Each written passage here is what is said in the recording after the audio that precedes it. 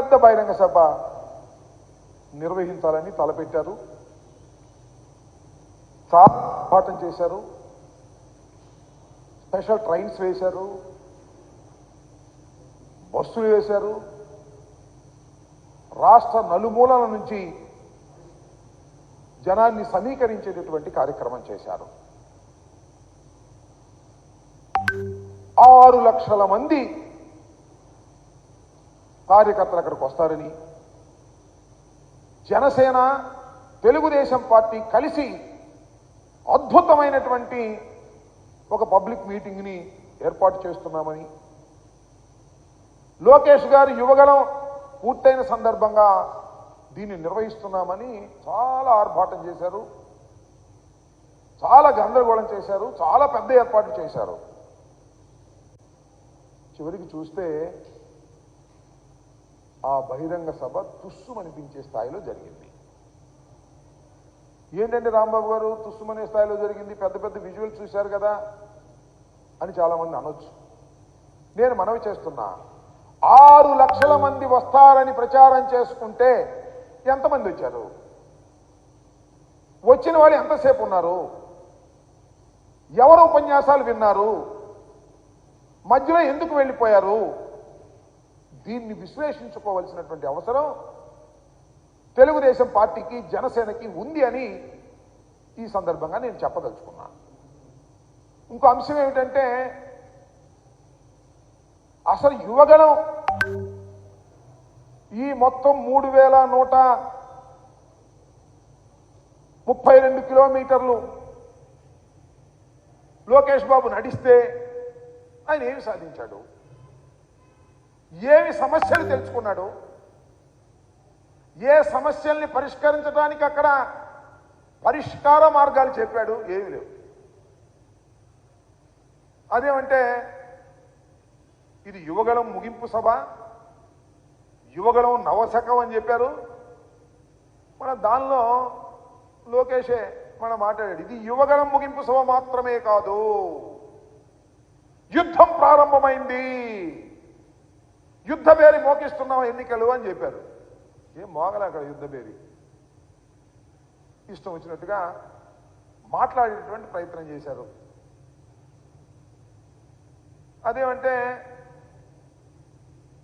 మన పవన్ కళ్యాణ్ గారు, చంద్రబాబు నాయుడు గారు, తెలుగుదేశం, జనసేన కలిసి నిర్వహిస్తున్నటువంటి పెద్ద బహిరంగ సభ అన్నారు.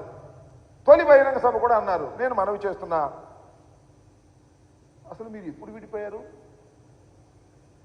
చంద్రబాబు నాయుడు గారు, పవన్ కళ్యాణ్ గారు ఎప్పుడు విడిపోయారు? ఎప్పుడు విడిపోలేదు. తెలుగుదేశం పార్టీకి అనుకూలంగా ఏ విధంగా అయితే పోటీ చేస్తూ బాగుంటుందో ఆ విధంగా పోటీ చేసే కార్యక్రమాలు చేశారు. 2014లో ఆయనకి సపోర్ట్ చేశారు.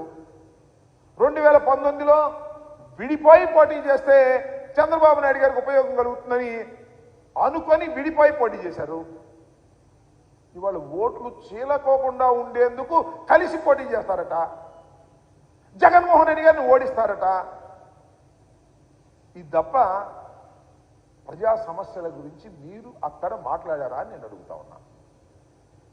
నేను ఒక విషయాన్ని ఈ సందర్భంగా ఆంధ్ర రాష్ట్ర ప్రజానీకానికి గుర్తు చేస్తున్నా.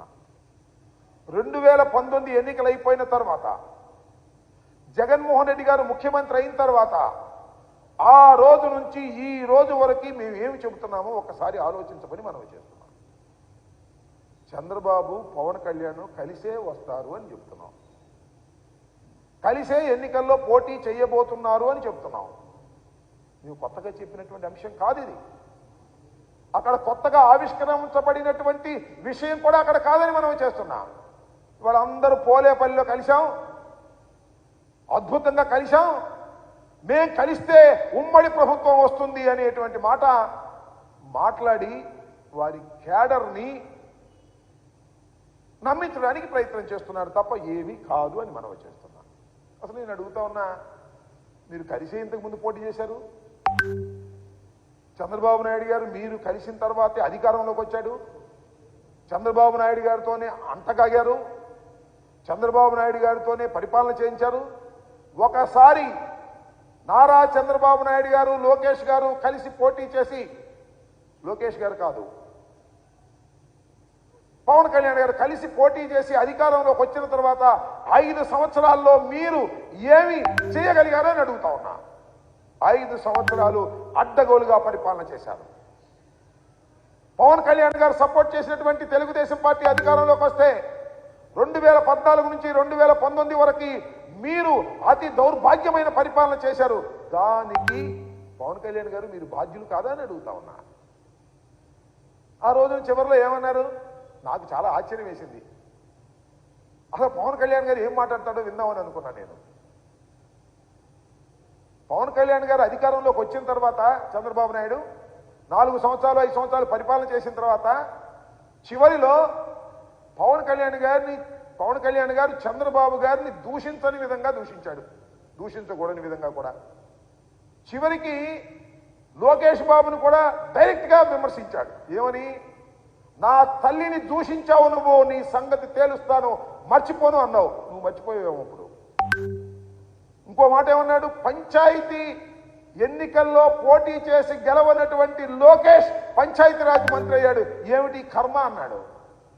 అన్నావు కదా, మళ్ళీ ఏం మాట్లాడతాడో చూసా నేను.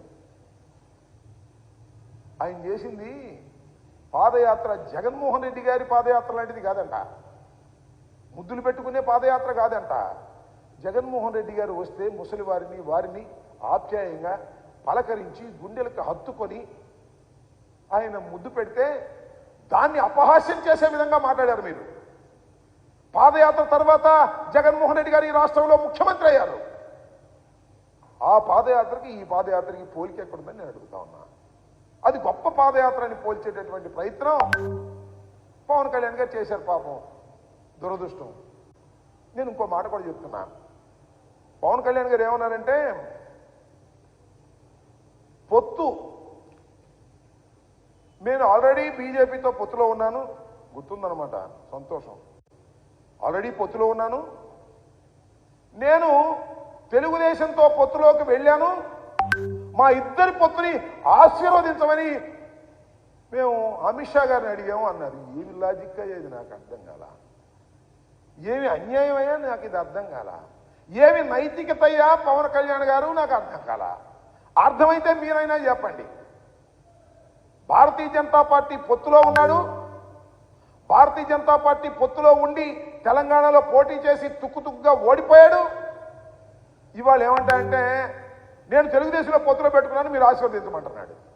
అంటే అసలు పొత్తులో ఉన్నావా లేదా? నీకు అలవాటలే. రాజకీయంగా ఒకరితో పొత్తులో ఉండి మరొకరితో రహస్యంగా సంసారం చేయడం నీకు రాజకీయంగా కాకపోయినా నీకు నిత్య జీవితం నీకు అలవాటే. అదే పద్ధతుల్లో ఇవాళ ఇక్కడ బంధం కొట్టుకోకుండా అక్కడికి వెళ్ళి వాళ్ళతో బంధం పెట్టుకొని ఈ బంధం వారిని ఆశీర్వదించమని అడిగేటటువంటి దిగజారుడు రాజకీయాలు చేస్తున్నటువంటి వ్యక్తి ఇవాళ పవన్ కళ్యాణ్ గారని ఈ సందర్భంగా నేను మనవి చేస్తున్నాను.